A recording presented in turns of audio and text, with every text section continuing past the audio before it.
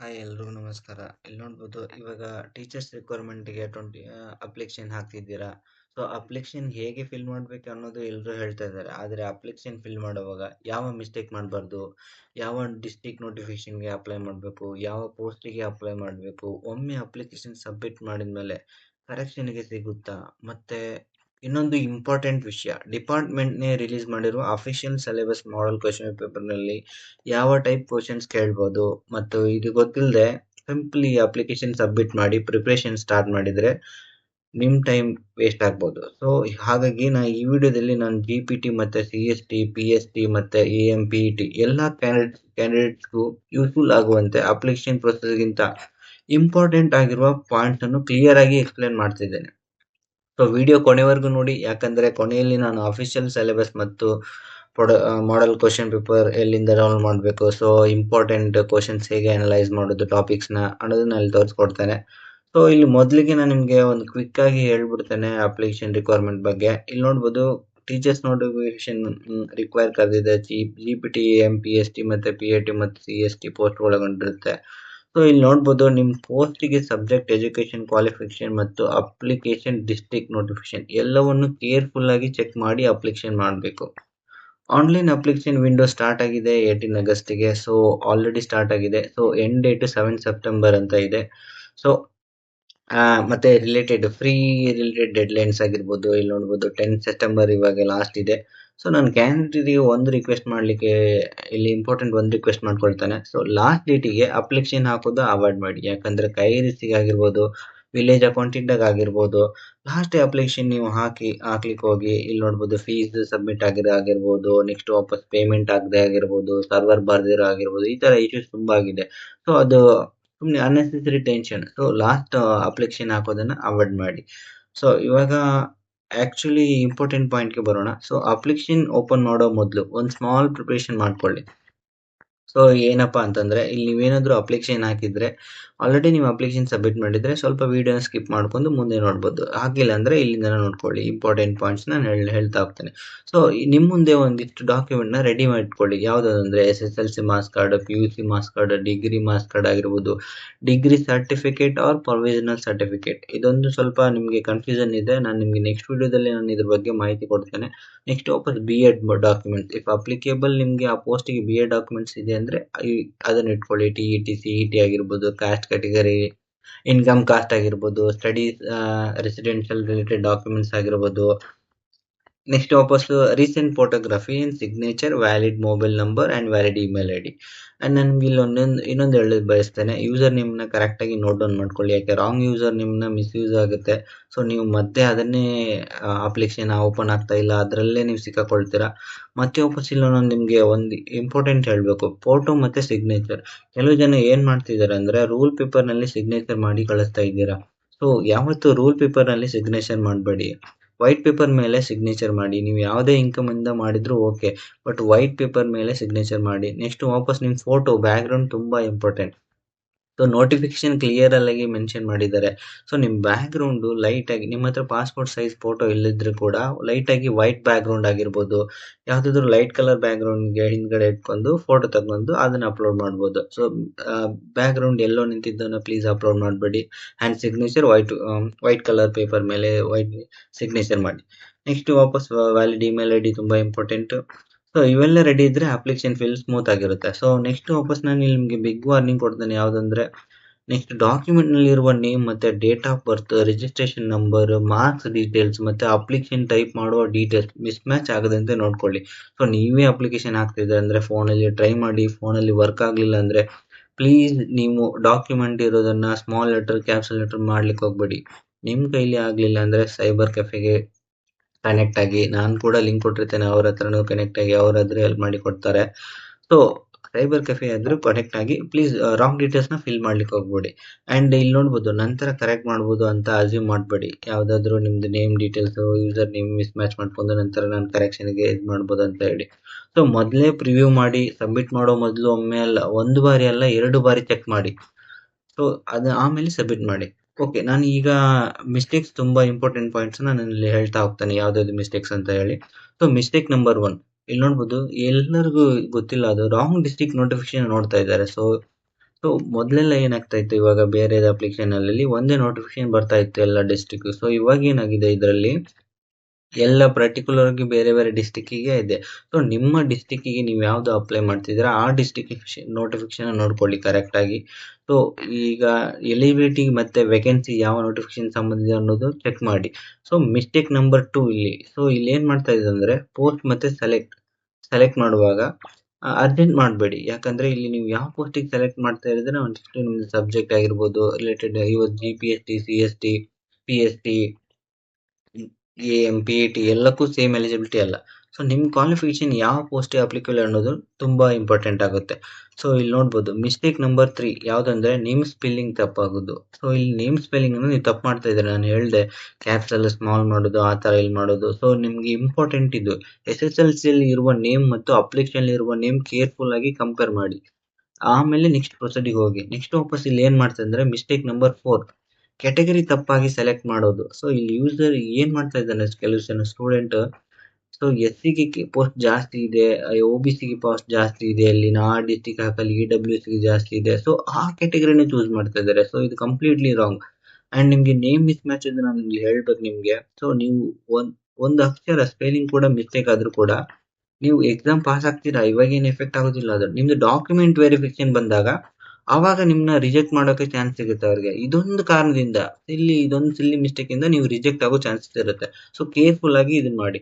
So ಇಲ್ಲಿ ನೋಡ್ಬೋದು mistake number 5 photo ಮತ್ತೆ ಸಿಗ್ನೇಚರ್. ನಾನು ಹೇಳ್ದೆ ನಿಮ್ಗೆ ಫೋಟೋ ಇನ್ಸ್ಟ್ರಕ್ಷನ್ ಮತ್ತೆ ಯಾವ ಫಾರ್ಮಾಟ್ ಅಲ್ಲಿ ಇರಬೇಕು, ಸೈಜ್, ಡೈಮೆನ್ಷನ್ ಮತ್ತೆ ಪೋರ್ಟಲ್ ಎಲ್ಲ ಡೈಮೆನ್ಷನ್ ಎಲ್ಲ ಪೋರ್ಟಲ್ ಅಲ್ಲಿ ಅದನ್ನ ಕರೆಕ್ಟ್ ಆಗಿ ಕೊಟ್ಟಿದ್ದಾರೆ, ಅದನ್ನು ಕೂಡ ಫಾಲೋ ಮಾಡಿ. ಒಂದ್ಸತ ನೋಡ್ಕೊಳ್ಳಿ, ಅಫಿಷಿಯಲ್ ನೋಟಿಫಿಕೇಶನ್ ನಿಮ್ಗೆ ಕಂಪ್ಲೀಟ್ ಆಗಿ ತೋರಿಸ್ತೇನೆ ನಾನನ್ನ. ಸೊ ನೆಕ್ಸ್ಟ್ ವಾಪಸ್ ಇಲ್ಲಿ ಪೇಮೆಂಟ್ ಮಾಡಿದೀನಿ ಅಂದ್ರೆ ಅಪ್ಲಿಕೇಶನ್ ಕಂಪ್ಲೀಟ್ ಅಂತ ಅಸ್ಯೂಮ್ ಮಾಡೋಬೇಡಿ. ಇಲ್ಲಿ ನೋಡ್ಬೋದು ಮಿಸ್ಟೇಕ್ ನಂಬರ್ 6 ಇದು. ಪೇಮೆಂಟ್ ಮಾಡಿದ್ದೇನೆ ಪೇಮೆಂಟ್ ಮಾಡಿದ್ದೇನೆ ಒಂದು ಅಪ್ಲಿಕೇಶನ್ ಸಬ್ಮಿಟ್ ಆಯ್ತು ಅಂತ ಅಲ್ಲ. ಸೊ ಪೇಮೆಂಟ್ ಆದ್ಮೇಲೆ ಪೇಮೆಂಟ್ ಸ್ಟೇಟಸ್ ನ ಚೆಕ್ ಮಾಡಿ, ಅಪ್ಲಿಕೇಶನ್ ಸಬ್ಮಿಷನ್ ಸ್ಟೇಟಸ್ ಅನ್ನ ಚೆಕ್ ಮಾಡಿ. ಸೊ ಎರಡೂ ವೆರಿಫೈ ಮಾಡಿ, ಎರಡೂ ಸಕ್ಸಸ್ ಇದ್ರೆ ಮಾತ್ರ ನಿಮ್ಮ ಅಪ್ಲಿಕೇಶನ್ ಸಬ್ಮಿಟ್. ಜಸ್ಟ್ ಪೇಮೆಂಟ್ ಮಾಡಿದ ತಕ್ಷಣ ನಿಮ್ಮ ಅಪ್ಲಿಕೇಶನ್ ಸಬ್ಮಿಟ್ ಅಂತ ಅಲ್ಲ. ಸೊ ಪೇಮೆಂಟ್ ಸೆಕ್ಷನ್ ಅಲ್ಲಿ ಪೇಮೆಂಟ್ ಸ್ಟೇಟಸ್ ಸಕ್ಸಸ್ ಇರಬೇಕು. ನೆಕ್ಸ್ಟ್ ವಾಪಸ್ ಅಪ್ಲಿಕೇಶನ್ ಅದನ್ನು ಸಬ್ಮಿಷನ್ ಅಲ್ಲಿ ಅಪ್ಲಿಕೇಶನ್ ಸ್ಟೇಟಸ್ ಸಕ್ಸಸ್ ಇರಬೇಕು. ಸೊ ಅವಾಗ ನಿಮ್ಮ ಅಪ್ಲಿಕೇಶನ್ ಸಬ್ಮಿಟ್ ಆಗುತ್ತೆ. ಸೊ ಅವಾಗ ನಿಮ್ಮ ಅಪ್ಲಿಕೇಶನ್ ವ್ಯಾಲಿಡ್. ಸೊ ಇವಾಗ ಮಿಸ್ಟೇಕ್ ನಂಬರ್ 7 ಇದನ್ನು ತುಂಬಾ ಇಂಪಾರ್ಟೆಂಟ್. ಯಾವ್ದಂದ್ರೆ ಅಪ್ಲಿಕೇಶನ್ ಸಬ್ಮಿಟ್ ಆದ್ಮೇಲೆ ಅಕ್ನಾಲೇಜ್ಮೆಂಟ್ ಮತ್ತೆ ಪ್ರಿಂಟ್ ಸೇವ್ ಮಾಡದೆ ಬಿಡೋದು. ಇಲ್ಲಿ ಏನ್ ಮಾಡ್ತಾ ಇದೆ ಅಂದ್ರೆ, ಕೆಲವು ಇದರಲ್ಲಿ KE ಕರಿಸದ ಆಗಿರ್ಬೋದು, ಪ್ರಿಂಟ್ ಅಪ್ಲಿಕೇಶನ್ ಕೊಟ್ಟಿದ್ದಿಲ್ಲ ಅವ್ರು ಪ್ರಿಂಟ್ ಆಪ್ಷನ್. ಸೊ ನೀವ್ ಏನ್ ಮಾಡ್ಬೇಕಂದ್ರೆ, ಇಲ್ಲಿ ನಿಮ್ಮ ಅಪ್ಲಿಕೇಶನ್ ಸಬ್ಮಿಟ್ ಆಗಿದೆ, ಪ್ರಿಂಟ್ ಆಪ್ಷನ್ ಎನೇಬಲ್ ಇದೆ ಅಂದ್ರೆ ನೀವು ಅಪ್ಲಿಕೇಶನ್ ಡೌನ್ಲೋಡ್ ಮಾಡ್ಕೊಳ್ಳಿ. ಇದು ತುಂಬಾ ಇಂಪಾರ್ಟೆಂಟ್. ಅಂಡ್ ಡೌನ್ಲೋಡ್ ಮಾಡ್ಕೊಂಡು ಬರೀ ಫೋನ್ ಅಲ್ಲಿ ಇಟ್ಕೊಳ್ಬೇಡಿ, ಯಾಕಂದ್ರೆ ಕೆಲವು ಜನ ಫೋನ್ ಮಿಸ್ ಆಗೋದು ಆ ತರದ್ ಏನಾದ್ರೆ ತೊಂದರೆ ಆಗುತ್ತೆ. ಸೊ ಡೌನ್ಲೋಡ್ ಆದ್ಮೇಲೆ ನಿಮ್ ಮೇಲಿಗೆ ಅಥವಾ ನಿಮ್ ಡ್ರೈವ್ಗೆ ಅದನ್ನ ಅಪ್ಲೋಡ್ ಮಾಡಿ ಇಟ್ಕೊಳ್ಳಿ. ಸೊ ನಿಮ್ಗೆ ಎಲ್ಲಾದ್ರೂ ಹೋದ್ರು ಕೂಡ ನೀವು ಡೌನ್ಲೋಡ್ ಮಾಡ್ಕೋಬಹುದು ಅಪ್ಲಿಕೇಶನ್. ಇದು ಮೇನ್ ಇಂಪಾರ್ಟೆಂಟ್. ನೆಕ್ಸ್ಟ್ ವಾಪಸ್ ಇಲ್ಲಿ ನೋಡ್ಬೋದು, ಈಗ ವಿಡಿಯೋನಲ್ಲಿ ಮೇನ್ ವ್ಯಾಲ್ಯೂ ಇಲ್ಲಿದೆ. ಸೊ ನಾನು ಇಲ್ಲಿ ನಿಮ್ಗೆ ಇಂಪಾರ್ಟೆಂಟ್ ಮೇನ್ ವ್ಯಾಲ್ಯೂ ಇಲ್ಲಿ ನಾನು ಕೊಡ್ತಾ ಹೋಗ್ತೇನೆ. ಅಪ್ಲಿಕೇಶನ್ ಮಾತ್ರ ಅಲ್ಲ, ಡಿಪಾರ್ಟ್ಮೆಂಟ್ ಕ್ಯಾಂಡಿಡೇಟ್ಸ್ ಪ್ರಿಪರೇಷನ್ ಗಾಗಿ ಅಫಿಷಿಯಲ್ ಸಿಲೆಬಸ್ ಮತ್ತು ಮಾಡೆಲ್ ಕ್ವಶನ್ ಪೇಪರ್ಸ್ ಕೂಡ ರಿಲೀಸ್ ಮಾಡಿದೆ. ಸೊ ಇಲ್ಲಿ ಎಲ್ಲರೂ ನಾನು ವಿಡಿಯೋದಲ್ಲಿ ಬೇರೆದಲ್ಲಿ ಹೇಳ್ತಾ ಇದ್ದಾರೆ ಅಪ್ಲಿಕೇಶನ್ ಹೇಗೆ ಹಾಕೋದು ಅಂತ ಹೇಳಿ. ನಾನು ನಿಮ್ಗೆ ಇಂಪಾರ್ಟೆಂಟ್ ಪಾಯಿಂಟ್ಸ್ ಇದ್ದಷ್ಟೇ ನಾನು ವಿಡಿಯೋ ಮಾಡಿ ಹೇಳ್ತಾ ಹೋಗ್ತೇನೆ. ಸೊ ಪ್ರಿಪರೇಷನ್ ಕೂಡ ರಿಲೀಸ್ ಆಗಿದೆ. ನೆಕ್ಸ್ಟ್ ನಾನು ಇಲ್ಲಿ ತೋರಿಸ್ತೇನೆ ನಿಮ್ಗೆ ಅದನ್ನ ಸ್ಕ್ರೀನ್ ಅಲ್ಲಿ. ಇವಾಗ ನಾನು ಇಲ್ಲಿ ತೋರಿಸ್ತೇನೆ ನೋಡಿ. ಇವಾಗ ಕಂಪ್ಲೀಟ್ ಸಿಲೆಬಸ್ ಕೂಡ ರಿಲೀಸ್ ಮಾಡಿದ್ದಾರೆ. ಇಲ್ಲಿ ನೋಡ್ಬೋದು, ನಾನು ನಿಮ್ಗೆ ಇಲ್ಲಿ ತೋರಿಸ್ತೇನೆ ಹೇಗೆ ಹೋಗ್ಬೇಕಂದ್ರೆ, ಇಲ್ಲಿ ಕ್ಲಿಕ್ ಮಾಡಬೇಕು 3 ಮೆನು ಮೇಲೆ. ಸೊ ಇಲ್ಲಿ ನೋಡ್ಬೋದು CSL ಅಂತ ಇದೆ, ಇಲ್ಲಿ ನೋಡ್ಬೋದು. ಫೋನ್ ಅಲ್ಲಿ ಕೂಡ ಇದೇ ತರ ಬರುತ್ತೆ. ಸೊ ಇದನ್ನ ಕ್ಲಿಕ್ ಮಾಡಿದ್ಮೇಲೆ ಇಲ್ಲಿ ಕೆಳಗೆ ಬಂದ್ರೆ ನಿಮ್ ಕಂಪ್ಲೀಟ್ ಸಿಲೆಬಸ್ ಇರುತ್ತೆ. ಇಲ್ಲಿ ಮಾಡೆಲ್ ಕ್ವಶನ್ ಪೇಪರ್ ಆಗಿರ್ಬೋದು. ನೆಕ್ಸ್ಟ್ ಇಲ್ಲಿ ನೀವು ನೋಡ್ತೇನೆ ನಿಮ್ಗೆ ತೋರಿಸ್ತೇನೆ ನಾನು ಇಲ್ಲಿ ಲಿಂಕ್ಸ್, ಕಂಪ್ಲೀಟ್ ಲಿಂಕ್ಸ್, ಅಲ್ಲಿ syllabus links, model question paper ಮತ್ತೆ FAQs, ಕ್ಯಾಂಡಿಡೇಟ್ ಗೈಡ್ಲೈನ್ಸ್ ಇಲ್ಲಿ ಎಲ್ಲ ಇಲ್ಲೇ ಸಿಗುತ್ತೆ. ಸೊ ನಾ ಈ ಎಲ್ಲ ಅಫಿಷಿಯಲ್ ಲಿಂಕ್ಸ್ ವಿಡಿಯೋ ಡಿಸ್ಕ್ರಿಪ್ಷನ್ ಅಲ್ಲಿ ನಾನು ಕೊಡ್ತೇನೆ. ಸೊ ನೀವು ಒಂದ್ಸತ ಚೆಕ್ ಮಾಡ್ಕೊಳ್ಳಿ. ಇಲ್ಲಿ ನೋಡ್ಬೋದು, ಮೇನ್ಲಿ ನಾನು ಇಲ್ಲಿ ಹಾಗೆ ಒಂದು ಹೇಳ್ತೇನೆ. So CST candidate basic computer ಮಾತ್ರ ಓದಿ ಹೋಗ್ಬೇಡಿ, ಯಾಕಂದ್ರೆ ಇಲ್ಲಿ ಅಫಿಷಿಯಲ್ ಸಿಲೆಬಸ್ ನೋಡಿ ಪ್ರಿಪರೇಷನ್ ಫಾಲೋ ಮಾಡಿ. ಯಾಕಂದ್ರೆ ಸಿಲೆಬಸ್ ತುಂಬಾ ಲಿಟಲ್ ಬಿಟ್ ಬ್ರಾಡ್ ಆಗಿ ಕೊಟ್ಟಿದ್ದಾನೆ ಸ್ವಲ್ಪ. ಸೊ ನೀವು ಬೇಸಿಕ್ ಅಷ್ಟೇ ಓದಿ ಹೋದ್ರೆ ಅದು ಸ್ವಲ್ಪ ಯೂಸ್ ಆಗೋದಿಲ್ಲ. ಸೊ ಸಿಲೆಬಸ್ ನ ಫಾಲೋ ಮಾಡಿ ಪ್ಲಾನ್ ನ. ಇಲ್ಲಿ ನೋಡ್ಬೋದು, ಇನ್ನೊಂದು ಸೂಪರ್ ಇಂಪಾರ್ಟೆಂಟ್ ರಿಸೋರ್ಸ್ ಇದೆ, ಯಾವ್ದಂದ್ರೆ ಮಾಡೆಲ್ ಕ್ವಶನ್ ಪೇಪರ್. ನಾನು ಇಲ್ಲಿ ನಿಮ್ಗೆ ತೋರಿಸಿದೆ ನಾನು ಇವಾಗ. ಇದನ್ನು ಮೆನಿ ಕ್ಯಾಂಡಿಡೇಟ್ಸ್ ಇಗ್ನೋರ್ ಮಾಡ್ತಾ ಇದ್ದಾರೆ, ಯಾಕಂದ್ರೆ ಅವ್ರಿಗೆ ಜಾಸ್ತಿ ಜನಕ್ಕೆ ಗೊತ್ತಿರೋದಿಲ್ಲ. ಮಾಡಲ್ ಕ್ವೆಶ್ಚನ್ ಪೇಪರ್ ಸಿಗ್ತಾನೆ ಇರೋದಿಲ್ಲ. ಮೊದಲೆಲ್ಲ ಸಿಗ್ತಾ ಇರಲಿಲ್ಲ. ಸೊ ಇದರಲ್ಲಿ ಇವಾಗ ಏನ್ ಮಾಡಿದ್ದಾರೆ, ಮಾಡಲ್ ಕ್ವೆಶ್ಚನ್ ಪೇಪರ್‌ನ ರಿಲೀಸ್ ಮಾಡಿ ಇಟ್ಟಿದ್ದಾರೆ ಅವರು. ಸೊ ಇದನ್ನ ನೀವು ಫಾಲೋ ಮಾಡೋದ್ರಿಂದ ಏನಾಗುತ್ತೆ, ನಿಮ್ಗೊಂದು ಐಡಿಯಾ ಸಿಗುತ್ತೆ. ಅಪ್ಲಿಕೇಶನ್ ಎಕ್ಸಾಮ್ ಯಾವ ತರ ಇರುತ್ತೆ, ಯಾವ ರಿಲೇಟೆಡ್ ನಾನು ಪ್ರಿಪೇರ್ ಆಗಬೇಕು, ಯಾವ ಪ್ಯಾಟರ್ನ್ ಸಿಗುತ್ತೆ, ಆ ಥರದ್ದೆಲ್ಲ. ಸೊ ಇಲ್ಲಿ ಅಫಿಷಿಯಲ್ GPT ಮತ್ತು CST ಪೇಪರ್ ಮಾಡಲ್ ಪೇಪರ್ 100 ಮಾರ್ಕ್ಸ್ ಇದೆ, 2 ಅವರ್ಸ್ ಫಾರ್ಮೆಟ್ ಇದೆ.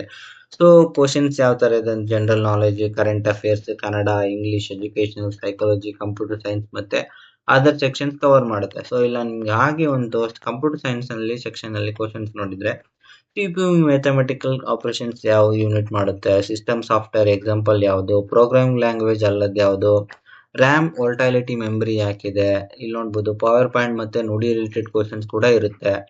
ನೆಕ್ಸ್ಟ್ ಕ್ವಶನ್ಸ್ ಮತ್ತೆ ಕಾನ್ಸೆಪ್ಟ್ ಬೇಸ್ಡ್ ಹೆಂಗಿರುತ್ತೆ ಅಂದ್ರೆ, ಇದು ಕ್ವಶನ್ಸ್ ಕಾನ್ಸೆಪ್ಟ್ ಬೇಸ್ಡ್ ಇರುತ್ತೆ ಮತ್ತೆ ಅದ್ರ ಜೊತೆಗೆ ಬೇಸಿಕ್ ಅಪ್ಲಿಕೇಶನ್ ಬೇಸ್ಡ್ ಆಗಿರುತ್ತೆ. ನೀವು ಈ ಮಾಡಲ್ ಕ್ವಶನ್ ಪೇಪರ್ನ ಸ್ವಲ್ಪ ಫಾಲೋ ಮಾಡಿದ್ರೆ ನಿಮ್ಗೆ ಅದು ಕಂಪ್ಲೀಟ್ ಅಂಡರ್ಸ್ಟ್ಯಾಂಡ್ ಆಗುತ್ತೆ. ಸೊ ಇದು ಈ ತರ ಇರುತ್ತೆ ಅಂತ ಹೇಳಿ. ಸೊ ನೆಕ್ಸ್ಟ್ ನಾನು ಒಂದು ಸಲಹೆ ಕೊಡ್ಲಿಕ್ಕೆ ಇಲ್ಲಿ ಇಷ್ಟಪಡ್ತೀನಿ. ನೋಡಬಹುದು, ಸಿಲೆಬಸ್ ಓದಿ ಮಾಡಲ್ ಕ್ವಶನ್ ಪೇಪರ್ನ ಸಾಲ್ವ್ ಮಾಡಿ, ವೀಕ್ ಟಾಪಿಕ್ಸ್ ಮತ್ತೆ ಐಡೆಂಟಿಫೈ ಮಾಡಿ. ಅಂದ್ರೆ ನಿಮ್ಗೆ ವೀಕ್ ಆಗಿರೋ ಟಾಪಿಕ್ಸ್ ನ ಮತ್ತೆ ಸಿಲೆಬಸ್ ಹೋಗಿ ಈ ಸೈಕಲ್ ನ ಫಾಲೋ ಮಾಡಿ ಒನ್ ಬೈ ಒನ್. ಸಿಲೆಬಸ್ ಓದಿ, ಮಾಡಲ್ ಕ್ವಶನ್ ಪೇಪರ್ ಸಾಲ್ವ್ ಮಾಡಿ, ವೀಕ್ ಟಾಪಿಕ್ಸ್ ನ ಐಡೆಂಟಿಫೈ ಮಾಡಿ, ಮತ್ತೆ ಸಿಲೆಬಸ್ಗೆ ಹೋಗಿ. ನೆಕ್ಸ್ಟ್ ಹಾಗಾದ್ರೆ ನೀವು ಏನ್ ಮಾಡ್ಬೇಕು, ನಾನು ಇಲ್ಲಿ ನಿಮ್ಗೆ ಈಸಿ ಒಂದು ಸ್ಟೆಪ್ಸ್ ಹೇಳ್ತಾನೆ. ನೋಟ್ ಡೌನ್ ಮಾಡ್ಕೊಳ್ತಿದ್ರೆ ನೋಟ್ ಡೌನ್ ಮಾಡ್ಕೊಳ್ಳಿ. ಫಸ್ಟ್ ಸ್ಟೆಪ್ ಏನಪ್ಪಾ ಅಂದ್ರೆ, ಮೊದಲಿಗೆ ನಿಮ್ಮ ಅಪ್ಲಿಕೇಶನ್ ನೋಟಿಫಿಕೇಶನ್ ಡೌನ್ಲೋಡ್ ಮಾಡಿ. ನೆಕ್ಸ್ಟ್ ವಾಪಸ್ ಸ್ಟೆಪ್ 2, ಎಲಿಜಿಬಿಲಿಟಿ ಮತ್ತು ಡಿಸ್ಟ್ರಿಕ್ಟ್ ಪೋಸ್ಟ್ ಡೀಟೇಲ್ಸ್ ನ ವೆರಿಫೈ ಮಾಡಿ. ನೀವು ಅಪ್ಲೋಡ್ ಮಾಡೋ ಡಿಸ್ಟ್ರಿಕ್ಟ್ ಮತ್ತೆ ಪೋಸ್ಟ್ ಡೀಟೇಲ್ಸ್ ನ ಕರೆಕ್ಟ್ ಆಗಿದೆ ಅಂತ ವೆರಿಫೈ ಮಾಡಿ. ಸೊ ಸ್ಟೆಪ್ 3, ಡಾಕ್ಯುಮೆಂಟ್ಸ್ ನ ರೆಡಿ ಮಾಡಿ ಅಪ್ಲಿಕೇಶನ್ ಸಬ್ಮಿಟ್ ಮಾಡಿ. ಸೊ ನೀವು ಇಲ್ಲಿ ಸ್ಟೆಪ್ 3 ವರೆಗೂ ನೀವು ಸಬ್ಮಿಟ್ ಮಾಡಿದ್ರೆ ನಿಮ್ದು 50% ಕೆಲಸ ಆಯ್ತು. ನೆಕ್ಸ್ಟ್ ಏನಿದ್ರು ನಿಮ್ದು ಪ್ರಿಪರೇಷನ್ ಗೆ ಅಷ್ಟೇ ಇವಾಗ. ನೆಕ್ಸ್ಟ್ ಸ್ಟೆಪ್ 4, ಅಫಿಷಿಯಲ್ ಸಿಲೆಬಸ್ ನ ಡೌನ್ಲೋಡ್ ಮಾಡಿ. ರ್ಯಾಂಡಮ್ ಯೂಟ್ಯೂಬ್ ಸಿಲೆಬಸ್ ನ ಫಾಲೋ ಮಾಡಬೇಡಿ. ನಾನು ನಿಮ್ಗೆ ಇಲ್ಲೊಂದು ಕ್ಲಿಯರ್ ಆಗಿ ಹೇಳ್ತಾ ಇದ್ದೇನೆ, ಯಾರೋ ಇದನ್ನ ಹೇಳಿದ್ರು ಸಿಲೆಬಸ್ ಅಂತ ಹೇಳಿ ಜಸ್ಟ್ ಅವ್ರದಷ್ಟೇ ಫಾಲೋ ಮಾಡ್ತಾ ಹೋಗ್ಬೇಡಿ. ಪ್ಲೀಸ್ ನೀವು ಒಂದ್ಸತ ವೆರಿಫೈ ಮಾಡಿ. ಅವ್ರು ಹೇಳಿದ್ಮೇಲೆ ಕೂಡ ಓಕೆ ಇದೇ ಅಪ್ಪ ಸಿಲೆಬಸ್ ಅಲ್ಲಿ ಇದು ಇಂಪಾರ್ಟೆಂಟ್. ಸೊ ಕಂಪ್ಲೀಟ್ ಆಗಿ ಒಬ್ಬರ ಮೇಲೆನೆ ಡಿಪೆಂಡ್ ಆಗಬೇಡಿ. ನಿಮ್ಮ ಸಿಲೆಬಸ್ ನ ನೀವೇ ಡೌನ್ಲೋಡ್ ಮಾಡಿ ಒಂದ್ಸತ ಓದಿ, ಏನಾಗೋದಿಲ್ಲ.